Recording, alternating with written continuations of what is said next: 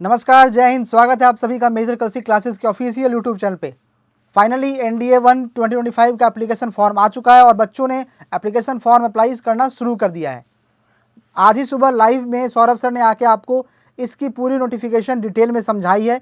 एक एक चीज़ को उन्होंने बारीकी से आपके सामने रखा है और आई होप आप सबने उस वीडियो को देख के नोटिफिकेशन की पूरी डिटेल जान ली है। लेकिन इस बार यूपीएससी ने फॉर्म फिलिंग के प्रोसेस को चेंज कर दिया है और इस वजह से काफ़ी सारे बच्चों को फॉर्म फिल करने में डाउट आ रहा है कि सर उन्हें कैसे फिल करना है फॉर्म। ओटीआर रजिस्ट्रेशन में कई सारे चेंजेस आए हैं, तो ओटीआर रजिस्ट्रेशन कैसे करना है ये भी उन्हें नहीं समझ में आ रहा है। तो इस वीडियो में हम ओटीआर रजिस्ट्रेशन और एनडीए एप्लीकेशन प्रोसेस को कैसे फिल करना है ये पूरी डिटेल में जानने वाले हैं। तो जो बच्चे इसके लिए अप्लाई करने वाले हैं, इसके लिए फॉर्म फिल करने वाले हैं, वो इस वीडियो का पूरा एंड तक देखिएगा। वीडियो लंबा है क्योंकि एप्लीकेशन फॉर्म प्रोसेस भी काफ़ी इस बार एक्सटेंड किया गया है, तो लंबा प्रोसेस इस बार होने वाला है अप्लाई करने का। तो वीडियो एंड तक देखिए, सब कुछ बारीकी से समझिएगा और उसके बाद ही आप अप्लाई करिए जैसे आपको इसका फॉर्म अप्लाई करना है। सबसे पहले आपको आना यूपीएससी की ऑफिशियल वेबसाइट यानी upsc.gov.in पे। यहाँ पे आप देख सकते थे पहले आपका ओटीआर रजिस्ट्रेशन यहाँ से होता था, वन टाइम रजिस्ट्रेशन। अगर आप इस पर क्लिक करेंगे तो वही पेज फिर से खुल रहा है। यहाँ पे आप देख सकते हैं ऑलरेडी रजिस्टर्ड और न्यू रजिस्ट्रेशन का ऑप्शन आपको मिल रहा है। ऑलरेडी रजिस्टर्ड उन कैंडिडेट्स के लिए जिन्होंने पहले से ओटीआर रजिस्ट्रेशन कर रखा है, उन्हें बस ये लॉगिन करना। लॉगिन कैसे करना है? तो अपना ईमेल आईडी के जरिए या अपना मोबाइल नंबर के जरिए या अपना ओटीआर के जरिए, इन दोनों में से किसी एक ऑप्शन को आप चूज़ करिए, अपना पासवर्ड या ओटीपी इंटर करिए, कैप्चा कोड फिल करिए और फिर लॉगिन करिए। लेकिन अगर आप न्यू रजिस्ट्रेशन करना चाहते हैं तो यहाँ पे आपको, अगर आप न्यू रजिस्ट्रेशन में क्लिक करेंगे तो आपके लिए एक नया और अननोन पेज खुल जाएगा सीआईएसएफ का। ये पहले नहीं होता था, लेकिन इस बार यहाँ पे सीआईएसएफ का डिटेल आ रहा है। तो अब बच्चे डाउट में है कि सर ओटीआर कैसे रजिस्ट्रेशन करना है। इसके लिए यूपीएससी ने आपको एक अलग से ऑप्शन दे रखा है। अगर आप यहाँ पे नीचे आएंगे तो व्यू ऑल बॉक्स में आप देख सकते हैं कि पहली नोटिस आपके लिए ये रही, candidate applying for NDA and exam 1 2025 and CDS exam should visit the new official application portal, आपका upsconline.gov.in। आप इसे कॉपी करिए और न्यू टैब में जाके इसे पेस्ट करके इंटर कर दीजिएगा। जब आप इस लिंक पे क्लिक करेंगे तो आपके सामने कुछ ऐसा खुल जाएगा। यहीं से आपका इस बार फ्रेश ओटीआर रजिस्ट्रेशन होने वाला है। मतलब कि जो बच्चे पहली बार ओटीआर के लिए खुद को रजिस्टर कर रहे हैं वो ऐसे ही करेंगे। इस ब्लू जो आपको लिखा हुआ ओटीआर, इस पर क्लिक करिए। क्लिक करने के बाद आप पहुंच जाएंगे यहाँ पे इस पेज पे। यहाँ पे आप खुद को नया रजिस्ट्रेशन कर सकते हैं। न्यू रजिस्ट्रेशन पे जब आप क्लिक करेंगे तो आप पहुंच जाएंगे इस तरह अगले पेज पे, जहाँ पे आपसे कुछ अब डिटेल मांगी जाएगी। जैसे डिटेल में क्या क्या मांगा जाएगा? आपका नाम एज पर क्लास 10 जो आपका मेट्रिकुलेशन के हिसाब से होना चाहिए, आपको उस नेम को वेरीफाई करना है। ठीक है, फिर पूछा गया है आपसे कि क्या आपने कभी अपना नेम चेंज किया है, येस या नो। अगर नाम चेंज किया है तो आपको अपना चेंज नेम देना होगा। आपको अपना जेंडर सेलेक्ट करना है, उस जेंडर को वेरीफाई करना है। फिर आपको अपना यहाँ पे डेट ऑफ बर्थ देना है, जो भी आपका डेट ऑफ बर्थ हो कैलेंडर के हिसाब से। फिर उस डेट ऑफ बर्थ को वेरीफाई करिए। इसके बाद आपको अपना यहाँ पे फादर्स नेम देना है, फादर्स नेम को वेरीफाई करना है और फादर्स नेम के आगे कोई भी प्रीफिक्स जैसे कि श्री या डॉक्टर वगैरह नहीं लगाना है। आप वही फादर और मदर नेम देंगे जो आपका मैट्रिकुलेशन सर्टिफिकेट में था। तो ये फादर और मदर नेम आपको यहाँ देना है। इसके अलावा आप नीचे आओ तो आपके पास यहाँ पे माइनॉरिटी स्टेटस पूछा गया है कि आप माइनॉरिटी में आते हो या नहीं। अगर आप येस पे क्लिक करते हैं तो आपसे और भी कुछ कैटेगरी खुल जाएगी, जैसे कि आप किस कैटेगरी में आते हैं, मुस्लिम हो, क्रिश्चियन हो, सिख हो, बुद्धिस्ट हो या जैन हो वगैरह वगैरह। अगर आप नो पे हैं तो सिंपल नो करिए। इसके अलावा आपको एक मोबाइल नंबर देना है, अल्टरनेट मोबाइल नंबर देना है, ईमेल आईडी देनी है, अल्टरनेट ईमेल आईडी देनी है, अपना क्लास 10 का बोर्ड नंबर, क्लास 10 का रोल नंबर देना। तो ईमेल आईडी और मोबाइल नंबर वही दीजिएगा जो फ्यूचर में भी आपके पास अवेलेबल हो, क्योंकि फ्यूचर के सारे कम्युनिकेशन आपके इसी मोबाइल नंबर और ईमेल आईडी के जरिए होने वाले हैं। इसके बाद आपसे नीचे यहाँ पे कुछ सिक्योरिटी क्वेश्चन है, 2 सिक्योरिटी क्वेश्चन आपको यहाँ पे सेलेक्ट करना है और उसका आंसर सेलेक्ट करना है। ठीक है, ये 2 सिक्योरिटी क्वेश्चन सेलेक्ट करके उसका आंसर दीजिए, कैप्चा कोड फिल करिए और फिर सबमिट करिए। जितने भी स्टार मार्क्स के बॉक्सेज आपको दिख रहे होंगे उन सभी स्टार मार्क्स के बॉक्सेस को आपको फिल करना है सही सही। ठीक है, सबमिट करने के बाद आप पहुँच जाएंगे अगले बॉक्स पे, लेकिन उससे पहले अपनी सारी डिटेल्स वेरीफाई कर लीजिए। और जब आप सबमिट करेंगे तो सबमिट करने के बाद आप पहुंच जाएंगे अगले बॉक्स पे, जहाँ पे आपके लिए पर्सनल इन्फॉर्मेशन आ चुका है। ठीक है, यहाँ पे आपके सारे पर्सनल इन्फॉर्मेशन यहाँ पे आ चुके हैं, देख सकते हैं personal information for new registration. इन सारी डिटेल्स को एक बार वेरीफाई कर लिया। अगर कुछ अपडेट नहीं करना है तो आई एग्री पे क्लिक करके आप आगे बढ़ सकते हैं। कुछ अपडेट या सुधार करना है तो अपडेट या चेंज पे क्लिक करिए, आगे कुछ एडिट करिए, या फिर आप नहीं है तो आई एग्री पे क्लिक करेंगे और इसके बाद फिर आपको अपना ओटीपी यहाँ पे वेरीफाई करना है।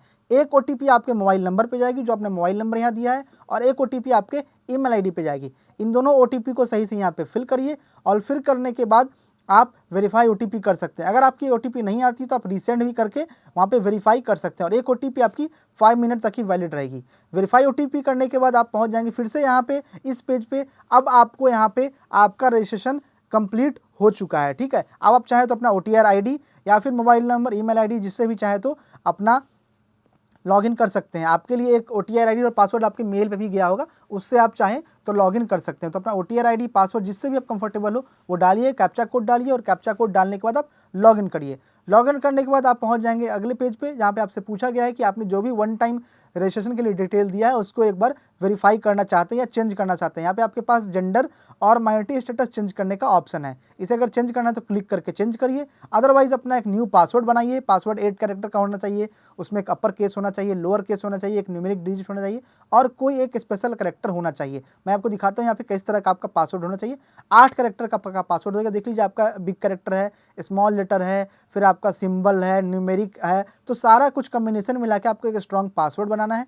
उस पासवर्ड को इंटर करिए और फिर उसे कंफर्म करिए। यहाँ पे इस तरह का जब आप पासवर्ड बना लेंगे, इस तरह का पासवर्ड बनाने के बाद आप सभी कुछ फिल करके एंड सबमिट क्वेरी पे आप सबमिट कर सकते हैं। सबमिट पे क्लिक करने के बाद आप पहुँच जाएंगे अगले पेज पे जहाँ पे आप देख सकते हैं कि आपके पास कुछ इंस्ट्रक्शंस दी हुई है और यहीं से आपका पूरा एप्लीकेशन फॉर्म इस बार फिल होने वाला है। हालांकि अब तक आपको अगले पेज पे जाके एप्लीकेशन फॉर्म फिल करना था, बट अब यहाँ से आपका एप्लीकेशन फॉर्म फिल होने वाला है, ठीक है। तो आपके यहाँ पे personal information, address information, photo sign upload, educational information, document upload, parental information, employment, UPSC examination information या फिर आपके कुछ अचीवमेंट्स, मेडल्स आपने जीते हैं वो सब आपको यहाँ पे सारी डिटेल देनी है। एक एक करके यहीं पे आपको सब कुछ अप्लाई करना है। तो ये सारे इंस्ट्रक्शंस पढ़ लीजिए, आपको कैसे फोटो अपलोड करना है, कैसे सिग्नेचर वगैरह देना है और लेटेस्ट नोटिफिकेशन पे क्लिक करिए एप्लीकेशन फॉर्म में आगे जाने के लिए। आप देख सकते हैं हम NDA CDS दोनों यहाँ पे दिया हुआ है, लेकिन हम NDA के लिए अप्लाई करना चाहते हैं।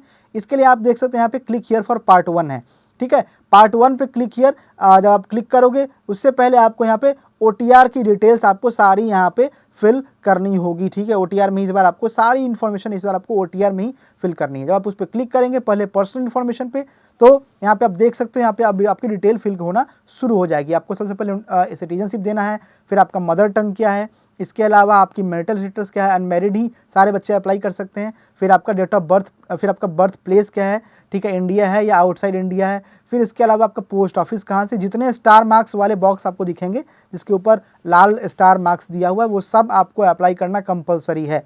अगर इसमें स्टार मार्क नहीं है तो आप उसको लीव कर सकते हो। इसके अलावा सिटी, टाउन, विलेज है, फिर आप किस स्टेट या UT से आते हो, कौन सा डिस्ट्रिक्ट है, इसके अलावा कौन सा पिन कोड है आपका, ये सब कुछ आपको सही से फिल करना है।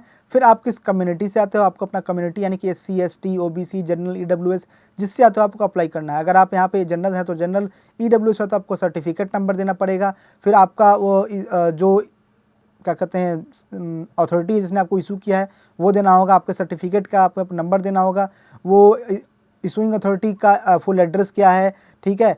फिर आपका वो कब तक वैलिड है, इशूइंग अथॉरिटी की एड्रेस, आपको सब कुछ यहाँ पे डिटेल में उस सर्टिफिकेट से रिलेटेड फिल करनी होगी, ठीक है। अगर आप जनरल नहीं हैं तो, अगर आप जनरल के अलावा किसी भी कैटेगरी में आते हैं तो आपको यहाँ पे सारी डिटेल फिल करनी होगी। अगर आप OBS से हैं तो आपके पास 2 ऑप्शन मिलेगा। OBS में अगर आप क्रीमी लेयर है तो येस करिए, नहीं है तो नो है। क्रीमी लेयर अगर जो बच्चे हैं उनको मैं बता दूं कि आपको कोई भी एज रिलैक्सेशन वगैरह नहीं मिलने वाला है, आप जनरल कम्युनिटी में ही काउंट किए जाओगे, ठीक है। तो अपना यहाँ पे अगर आप नो है तो आपको फिर यहाँ पे सारी डिटेल देनी होगी, जैसे कि सर्टिफिकेट नंबर जो आपको यहाँ पे EWS मैंने बताया है, किसने आपको इशू किया है, उसका डिजिग्नेशन क्या है, वो किस स्टेट से आपको इशू हुआ है, फिर डेट ऑफ इशू क्या था और अथॉरिटी का आपको एड्रेस देना है, ठीक है। इसके अलावा आप किस कास्ट, ट्राइब या कम्युनिटी से आते हो उसको आपको वो मेंशन करना होगा, ठीक है।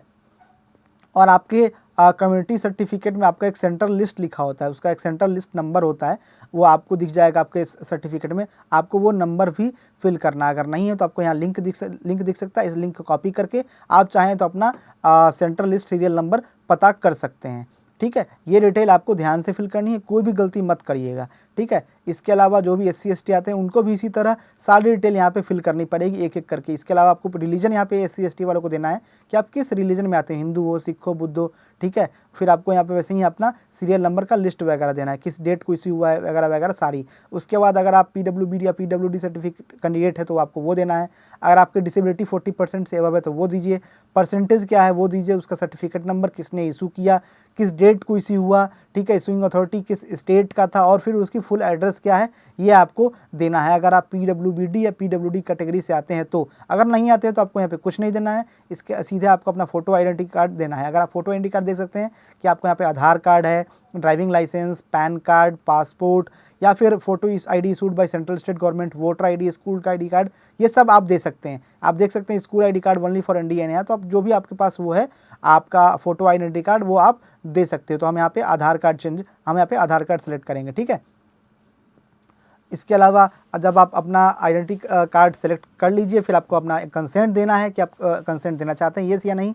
फिर आपको उस आइडेंटिटी कार्ड का नंबर देना होगा, चाहे आप आधार कार्ड दो, चाहे स्कूल ID नंबर दो, जो भी दो, ठीक है। इसके बाद आपसे पूछा गया कि आपकी कभी PWD या PH कैटेगरी में आप कभी रिकमेंड हुए UPSC के एग्जाम में, अगर येस हुए हैं तो आप सेलेक्ट करिए, नहीं हुए हैं तो नो करिए। इसके अलावा आपसे पूछा गया है कि आप अपना पर्सनल इन्फॉर्मेशन देना चाहते हो DOPNT के वेबसाइट पे अपनी फर्दर कम्युनिकेशन के लिए। सारी डिटेल आपको यहाँ पे पहले पर्सनल इन्फॉर्मेशन में फिल करनी है, फिर सेव करके आप आगे बढ़िए।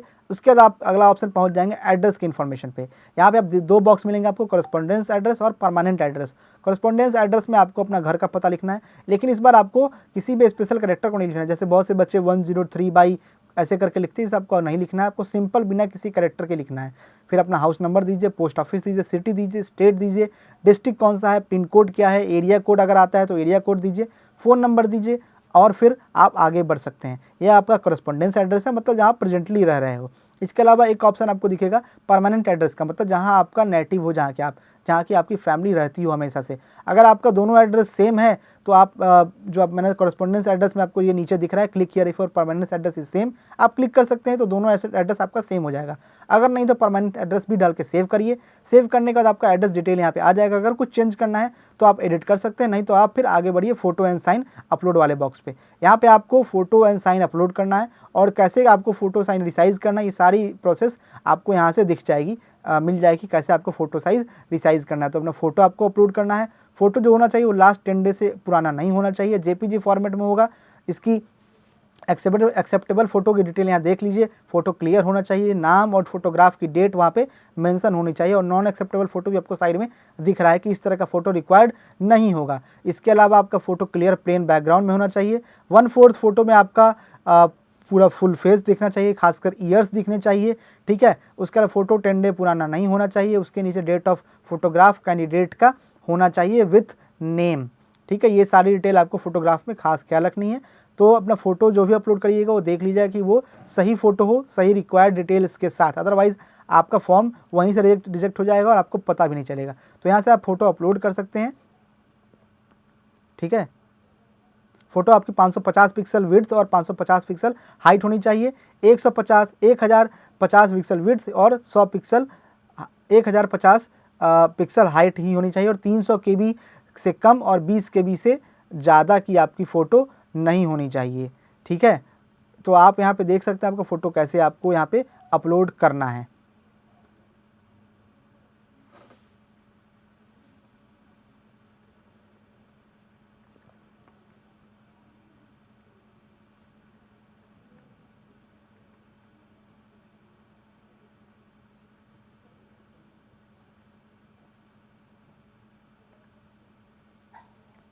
तो अपना फोटो यहाँ से ब्राउज करिए, JPG फॉर्मेट में आपकी होनी चाहिए। फोटो अगर आपकी सक्सेसफुली सबमिट हो जाए तो I hear bye declare that photograph is mine, उस पर क्लिक करिए एंड फिर सेव कर दीजिए। इसी तरह जब आप फोटो अपलोड कर लेंगे तो आपके पास अगला मौका मिलेगा। देखिए आपका फोटो आ चुका है। अगर आप कुछ एडिट करना है तो आप एडिट भी कर सकते हैं। अगर नहीं एडिट करना है तो कोई मौका, आप अगर नहीं एडिट करना है तो कोई बात नहीं, फिर ऐसे ही आपको सिग्नेचर भी अपलोड करना है। सिग्नेचर देख लीजिए, प्लेन पेपर पे स्मॉल लेटर्स में सिग्नेचर है, कैपिटल लेटर में सिग्नेचर नहीं है। अब इस बात आप का ख्याल रखिएगा, ठीक है। स्मॉल लेटर में सिग्नेचर क्लियर होनी चाहिए। JPG फॉर्मेट में 20 KB से ज़्यादा की फ़ोटो नहीं होनी चाहिए, और 350 पिक्सल विड्थ 350 पिक्सल हाइट होनी चाहिए, ठीक है, या फिर 500 पिक्सल विड्थ। और आप देख सकते हैं इस तरह आपकी फ़ोटो होनी चाहिए। फ़ोटो को क्लियर रखिएगा, क्लियर बैकग्राउंड के साथ, और फ़ोटो भी आप अपना अपलोड कर सकते हैं। अगर आपके फ़ोटो हाइट इस तरह का आ रहा है, देख लीजिए आप क्या दिया हुआ है, आपका डायमेंशन क्या क्या है, उस तरह का आप डायमेंशन डालेंगे। मतलब हॉरिजॉन्टल कितना होना चाहिए, वर्टिकल कितना होना चाहिए, 400 पिक्सल बाई कितना पिक्सल रिक्वायर्ड है, वहाँ पे आप चाहें तो इस बीच में आपको ये देखिए लिंक का ऑप्शन दिखेगा, इस पर क्लिक करने के बाद आपका दोनों डिटेल डिसमैच हो जाएंगे। तो आप अपना डिटेल जो भी रिक्वायर्ड है वो डिटेल फिल करिए, और फिर ओके करने के बाद आपका फ़ोटो जब रिसाइज हो जाए, आपका सिग्नेचर जब रिसाइज हो जाए तो उसे सेव कर लीजिए, और सेव करने के बाद आप उसे अपलोड कर सकते हैं। सेव अगर करिएगा तो आप कोशिश करिए जेपीजी में ही करिएगा, क्योंकि जेपीजी ही रिक्वायर्ड है। इस तरह अपना फ़ोटो ब्राउज़ करिए और ब्राउज़ करने के बाद यहाँ पे आपको टिक करना है कि ये सिग्नेचर आपका है और फिर आप सेव कर दीजिए। इस तरह आपका फ़ोटो और सिग्नेचर दोनों सेव हो गया है, ठीक है। आप एडिट भी कर सकते हैं, अदरवाइज़ नहीं तो आप आगे बढ़िए और आप इसके बाद फ़ोटो सिग्नेचर अपलोड करने के बाद आपका टिक बॉक्स आ चुका है, देखिए लेफ्ट साइड में। फिर आपको अब एजुकेशनल इन्फॉर्मेशन देना है। एजुकेशनल इन्फॉर्मेशन जो आपको देना है, इसमें आपका कई सारा इन्फॉर्मेशन मांगा गया है, इधर वो 10th का हो, 12th का हो, ग्रेजुएशन हो, पोस्ट ग्रेजुएशन हो। तो 10th से आपका स्टार्टिंग है। अगर आप 10th जो भी बच्चे एनडीए क्वालिफाई किए हैं वो तो जाहिर सी बात है 10th किए होंगे। तो 10th में आपका कौन सा क्लास रहा है या डिवीज़न या ग्रेड रहा है, ठीक है, जो है वो आपको अप्लाई करना है, ठीक है। आप किस डिवीज़न से पास हुए हैं या किस ग्रेड से पास हुए हैं, आपको वो यहाँ पे एप्लीकेबल देना। अगर नहीं है तो आप सिंपल नॉट एप्लीकेबल वहाँ पे लिख सकते हैं। फिर परसेंटेज क्या है, या फिर अगर आपका सीजीपीए स्कोर क्या है। परसेंटेज या सीजीपीए दोनों में से किसी एक में ही आपको फिल करना है। अगर परसेंटेज तो परसेंटेज डालिए, सीजीपीए स्कोर तो कितना सीजीपीए, आउट ऑफ कितना सीजीपीए है वो आपको देना है, ठीक है। इसके अलावा आप किस साल आप पास हुए हैं और फिर आपको यहाँ पे अपने सब्जेक्ट्स मेंशन करना है। आप देख लीजिए यहाँ पे एक चीज़ दिया है कि कोई भी स्पेशल कैरेक्टर आपको यूज़ नहीं करना, मतलब आप कॉमा वगैरह नहीं यूज़ कर सकते। ऐसा नहीं कि आप मैथ कॉमा फिजिक्स कॉमा ऐसा केमिस्ट्री लिखो, ऐसा नहीं। आप सिंपल सारे सब्जेक्ट के नाम 1 बाय 1 लिखते चले जाओ। जितने सब्जेक्ट हैं, 5 सब्जेक्ट हैं, 6 सब्जेक्ट हैं, जो भी सब्जेक्ट्स हैं आप उसका लिखिए। फिर आपका स्कूल कॉलेज का नाम क्या रहा है वो लिखिए, और किस बोर्ड से आपका स्कूल या यूनिवर्सिटी या कॉलेज एफिलिएटेड था आप वो लिखिए, ठीक है। और सारी डिटेल्स मिलाने के बाद आप फिर सेव कर देंगे। सेव करने के बाद आप पहुंच जाएंगे अगले बॉक्स पे। अब यहाँ पे आपसे 12th का डिटेल मांगा गया है, ठीक है, मैट्रिकुलेशन और इंटरमीडिएट। 12th अगर आपने किया है तो आप देख सकते हैं यहाँ पे दो ऑप्शन है, कंप्लीटेड या फिर अपीयर्ड। कंप्लीटेड अगर आप हैं तो आपको यहाँ पे सारी डिटेल्स फिर से फिल करनी है। अगर अपीयर्ड है तो कोई इशू नहीं है, अगर कंप्लीटेड है तो आपको यहाँ पे अपीयरिंग का ऑप्शन ही आ जाएगा। अगर आप अपीयर्ड है तो, अगर कंप्लीटेड है तो फिर आपको कंप्लीटेड का ऑप्शन देना है और उसके बाद आपको सारी डिटेल वहाँ पे फिल करनी होगी। जैसे कि अगर मैं कंप्लीटेड पे क्लिक करूँ तो आप देख सकते हैं यहाँ पे सारी डिटेल नीचे आ गई जो मैंने 10th में फिल किया, किस डिवीज़न या किस ग्रेड से मैं पास हुआ हूँ, कितने परसेंटेज आपके हैं, ठीक है। जो भी कैंडिडेट फिल कर रहा है वो अपना डिटेल डालेगा, या फिर कितना सीजीपीए है, किस ईयर में पास हुआ है, कौन कौन से उसके सब्जेक्ट है। जैसे आपने 10th में सारे डिटेल फिल किया है उसी तरह आपको 12th में भी सारी डिटेल्स फिल करनी पड़ेंगी।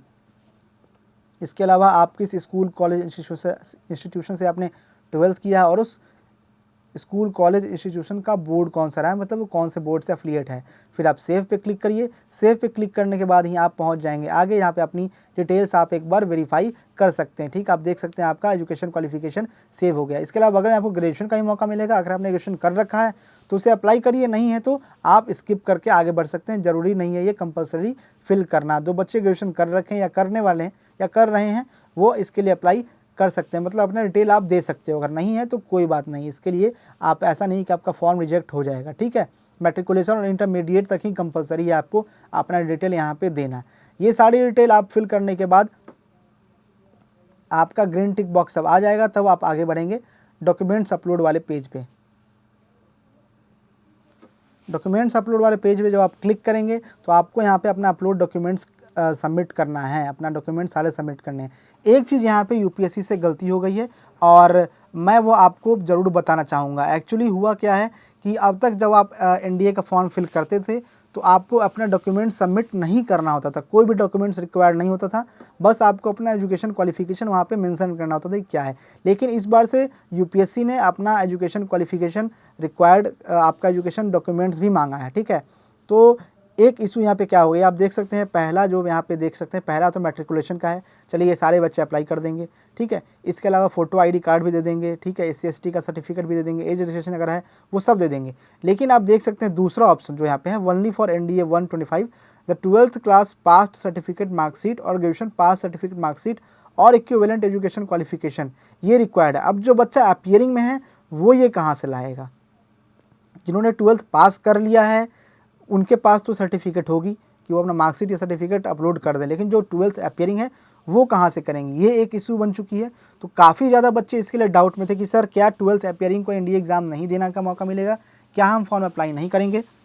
तो मैं सभी बच्चों से बता दूं कि यूपीएससी से ये एक छोटी सी ग्लिच हो गई है। कल आपको पता है फॉर्म काफ़ी लेट तक आया है क्योंकि फॉर्म में काफ़ी ज़्यादा चेंजेस किए जा रहे थे कल, तो एप्लीकेशन फॉर्म में काफ़ी ज़्यादा चेंज आया है और इसी वजह से इस बार ये एक मिस्टेक रह गई है। तो हालांकि यूपीएससी आई होप आज रात तक इसको सही कर देगी, ठीक है। तो जो बच्चे अपियरिंग वाले हैं वो 1-2 दिन वेट कर लीजिए, आपको अगर ये सही दिख जाता है तो ही आप इसका एप्लीकेशन फॉर्म अप्लाई करिए, अदरवाइज़ आप अप्लाई ही नहीं कर पाओगे, ठीक है। तो इसको लेके घबराइए मत, ये सही हो जाएगा।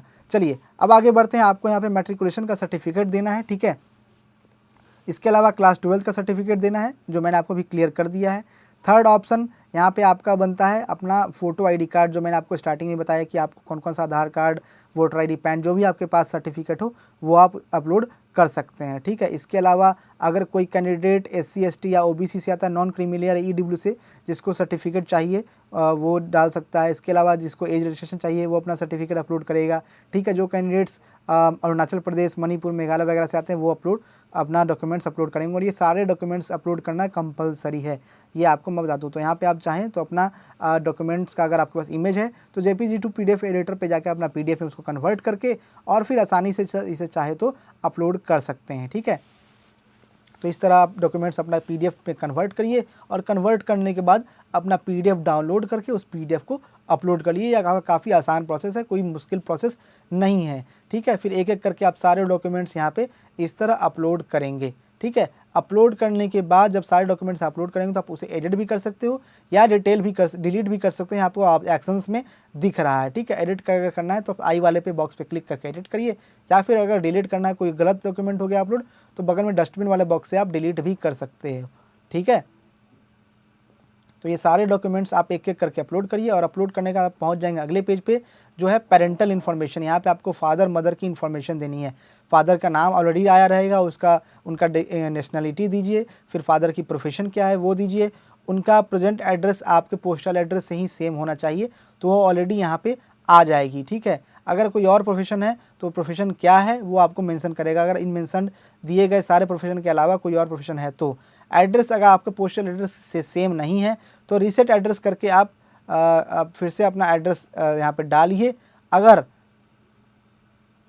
कॉरेस्पॉन्डेंस एड्रेस से मैच करता है तो ठीक है, नहीं अगर परमानेंट एड्रेस से मैच करता है तो फिर आपको यहाँ पे एड्रेस देना होगा, ठीक है। फिर आपसे पूछा गया अगर आपके सर्विस में है, ये रिटायर्ड हैं, तो जो पोस्ट लास्ट उन्होंने जिस पोस्ट पे सर्व किया है वो पोस्ट दीजिए, ठीक है। और किस स्टेट से आपके फादर ओरिजिनली बिलोंग करते हैं। कई बार होता है कि हमारे पेरेंट्स किसी दूसरे स्टेट से आकर किसी दूसरे स्टेट में बस जाते हैं, तो आपको स्टेट देना है और किस डिस्ट्रिक्ट से आते थे वो देना है, एनुअल इनकम देना और सारी डिटेल फिल करके सही सही सेव करनी है। फिर आपको यहाँ पे मदर इन्फॉर्मेशन देना है, यहाँ भी आपको वही सारी डिटेल फिल करनी होगी। मदर का नेशनलिटी, उनकी प्रोफेशन, उनका एड्रेस कॉरेस्पॉन्डेंस से मैच करता है, परमानेंट से मैच करता है या फादर्स एड्रेस से मैच करता है, ठीक है। फिर सारी अगर आप जिस पे क्लिक करेंगे वो एड्रेस यहाँ पे आ जाएगी, उसे वेरीफाई करिए। अगर सर्विस में है तो मदर का रैंक दीजिए, कौन सा पोस्ट पे था, नहीं है तो नॉट एप्लीकेबल कीजिए। अगर इनकम है तो दीजिए, नहीं है तो 0 डालिए। इसके अलावा किस स्टेट से आपकी मदर ओरिजिनली बिलोंग करती हैं वो डालिए, और किस डिस्ट्रिक्ट से आपकी मदर ओरिजिनली बिलोंग करती हैं वो डालिए। ऑनेस्टली स्पीकिंग इस बार यूपीएससी ने काफ़ी ज़्यादा लेंदी प्रोसेस बना दिया है, और इस बार एप्लीकेशन फॉर्म में काफ़ी ज़्यादा डिटेल्स मांगे जा रहे हैं कैंडिडेट से, ठीक है। ये सारी डिटेल फिल करने के बाद आपको यहाँ पे एम्प्लॉयमेंट इन्फॉर्मेशन भी देना है कि आपके पेरेंट्स का कि आपका एम्प्लॉयमेंट क्या रहा है। अगर आप प्रेजेंट एम्प्लॉयड हैं, central, state, PSU, private, not employed, जो भी है आपका प्रेजेंट एम्प्लॉयमेंट आप दे सकते हैं, ठीक है।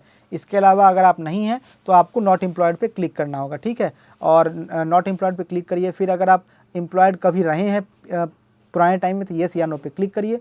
अगर आप येस पे रहे हैं तो आपको पूछा जाएगा गवर्नमेंट या प्राइवेट, अगर आप नो पे क्लिक करिए। फिर पूछा गया आप क्या आप सेल्फ एम्प्लॉयड हैं, नो पे क्लिक करिए, और फिर सारी डिटेल वेरीफाई कर लेने के बाद आप सेव पे क्लिक करेंगे। सेव पे क्लिक करने के बाद आप पहुंच जाएंगे अगले बॉक्स पे, जहां पे आपसे यूपीएससी एग्जामिनेशन इन्फॉर्मेशन पूछा गया है।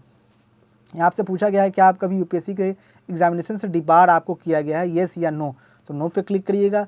फिर पूछा गया है क्या आपने कभी यूपीएससी एग्जाम में पहले अपियर हुए हैं, येस या नो, अगर आप हुए हैं तो येस पे क्लिक करिए, और कौन से एग्जामिनेशन में आप अपियर हुए हैं वो दीजिए, और कितने टाइम आपने वो एग्जामिनेशन दिया है वो इंटर करिए, ठीक है। अगर आप नो किए हैं तो ये दोनों बॉक्स यहाँ पे आपके सामने नहीं आने वाली हैं, ये उनके लिए है जिन्होंने इससे पहले यूपीएससी का कोई भी एग्ज़ाम दे रखा है, ठीक है। वो सारी एग्जामिनेशन की आपको यहाँ डिटेल देनी होगी, आपने जितने एग्जामिनेशन दिए हैं और जितनी बार दिया है। अगर आप 2 एग्जामिनेशन दिए हैं तो दोनों की देनी होगी, 3 दिया है तीनों की, अगर एक भी नहीं दिया है तो सिंपल आपको नो पे क्लिक करके आगे बढ़ जाना है, ठीक है।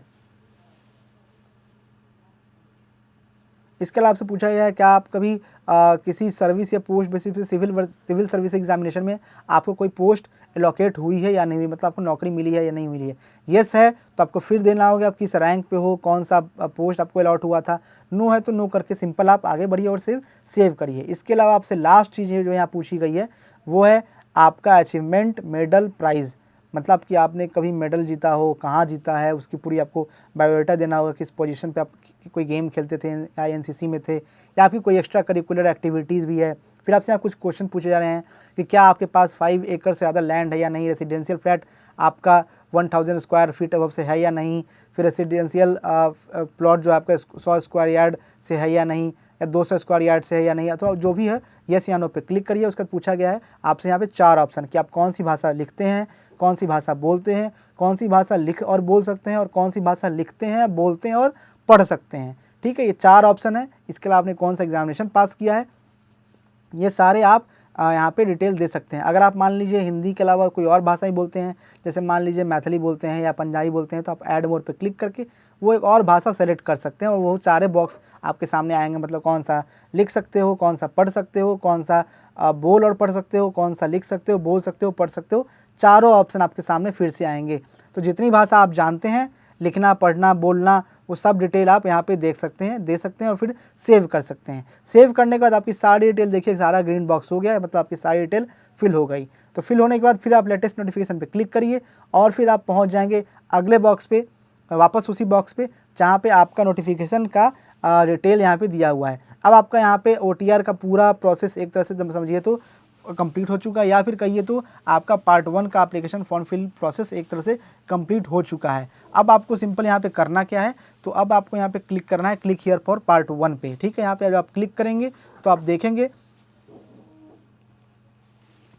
देखेंगे कि आपका सारा डिटेल यहाँ पे ऑलरेडी पहले से आ गया है। यहाँ कुछ इन्फॉर्मेशन है, उसको पढ़ लीजिए, येस पे क्लिक करिए और फिर आप आगे देखेंगे कि आपका सारा इन्फॉर्मेशन यहाँ पे आ चुका है। Personal information, correspondence, educational information, photo sign upload, documentation upload, ये सब कुछ आपका हो चुका है, तभी वहाँ पे ग्रीन टिक बना है। अगर नहीं हुआ रहता तो वो ग्रीन टिक नहीं बना रहता और आप यहाँ तक आ भी नहीं पाते। आप चाहे तो इतने डिटेल्स को प्रिंट कर सकते हैं। फिर अगर आपका ये सारी डिटेल सही है तो आई हियर बाय डिक्लेयर पे क्लिक करिए और फिर आप एग्री कर सकते हैं। अगर नहीं है तो आई डो नॉट एग्री करिए। खैर, आई एग्री पे क्लिक करिए और आई एग्री पे क्लिक करने के बाद आप पहुंच जाएंगे आगे, जहां पे आपका पार्ट 1 हो चुका है। आप पार्ट 1 को देख सकते हैं। इसके अलावा अगर आपका पार्ट 1 जब कंप्लीट हो गया, ग्रीन बॉक्स यहाँ ग्रीन में पार्ट 1 लिखा जाएगा, फिर आप पार्ट 2 पे क्लिक करिए। ठीक है, पार्ट 2 पे क्लिक करेंगे जब आप, तो यहाँ पे आपका सारा एड्रेस आ चुका है। बस आपको यहाँ पे अपना एजुकेशन क्वालिफिकेशन अब यहाँ पे सेलेक्ट करना। आई डोंट नो ये प्रोसेस क्यों दिया गया है, क्योंकि आप पहले ही इतना कुछ एजुकेशन डिटेल दे चुके हो, बट फिर भी अगर है तो आपको यहाँ पे अपना एजुकेशन क्वालिफिकेशन देना होगा। आपको यहाँ पे 4 ऑप्शन मिलेंगे। पहला, pass 10+2 with pass 10+2 examination but not having physics chemistry at subject, pass 10+2 with physics chemistry and math subject, pass 10+2 but not having, ऐसे ऐसे करके मतलब 4 ऑप्शन मिलेगा। 2 का आप साइंस स्ट्रीम से हो, मतलब कि फिजिक्स केमिस्ट्री बायो से हो, या फिर फिजिक्स केमिस्ट्री मैथ से हो। ठीक है, ये आपको इस तरह से 4 ऑप्शन मिलने वाले हैं। इन चारों में जो भी आपका ऑप्शन हो आप उसे सेलेक्ट कर लीजिए, जिस एजुकेशन क्वालिफिकेशन से आप बिलोंग करते हैं। इसके अलावा आपको यहाँ पे जो भी डिटेल्स है उसको वेरीफाई कर लीजिए और फिर कंटिन्यू पे क्लिक करेंगे। फिर आपको लास्ट ऑप्शन मिलने वाला है यहाँ पे अपना प्रेफरेंस सेलेक्ट करने का। यहाँ पे आपको 4 प्रेफरेंस मिलेगा, आर्मी, नेवी, एयरफोर्स और नेवल एकेडमी। बहुत से बच्चे क्या करते हैं, सिर्फ एक प्रेफरेंस सेलेक्ट करते हैं, बाकी तीनों छोड़ देते हैं, कुछ नहीं करते हैं। उनको मेरिट में फिर आने में, अगर वो एग्ज़ाम क्वालिफाई कर भी लेते हैं एसएसबी में, तो अगर मेरिट लिस्ट पे अगर वो फंसेंगे तो उन्हें वहाँ पे दिक्कत आ जाती है। तो इसलिए चारों प्रेफरेंस सेलेक्ट करिए, जो भी आपकी चॉइस है उससे चारों प्रेफरेंस को आप सेलेक्ट करिए। और चारों प्रेफरेंस सेलेक्ट करने के बाद यहाँ पे आपसे कुछ क्वेश्चन और पूछे जाएंगे, जैसे क्या आपने कभी CPSS का एग्ज़ाम दिया है, ठीक है, या क्या आप ग्राउंड ड्यूटी ऑफिसर के लिए जाना चाहेंगे। ठीक है, ये चारों ऑप्शन, आप चारों क्वेश्चन जो है इसके लिए सेलेक्ट करिए।